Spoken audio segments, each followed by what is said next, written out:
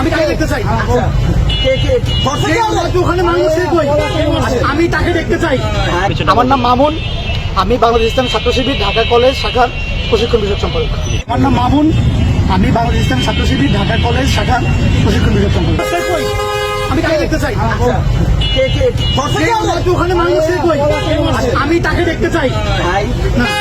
বিচার করতে হবে, কেন তারা এই কাজ করলো?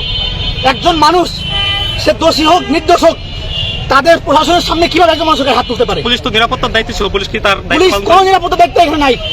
পুলিশ কারো হাতে জিম্মি রয়েছে, আমি মনে করি পুলিশের উচিত ছিল আগে এখানে এই সমস্যাটাকে এখানে আগে আইডেন্টিফাই করা কি হচ্ছে এখানে, তারপরে তারা সেখানে পরিস্থিতি অনুযায়ী তারা সিদ্ধান্ত গ্রহণ করে। যারা আপনাকে মারধর করেছে তাদের কোনো পরিচয় আপনি জানতে পেরেছেন? আমি জানি না তার রাজনৈতিক পরিচয় বা ব্যক্তিগত পরিচয়। তাদের রাজনৈতিক পরিচয় আমি জানি না। আপনার নাম এবং পরিচয়? আমার নাম মামুন, আমি বাংলাদেশ ইসলাম ছাত্র শিবির ঢাকা কলেজ শাখার প্রশিক্ষণ বিষয়ক সম্পাদক।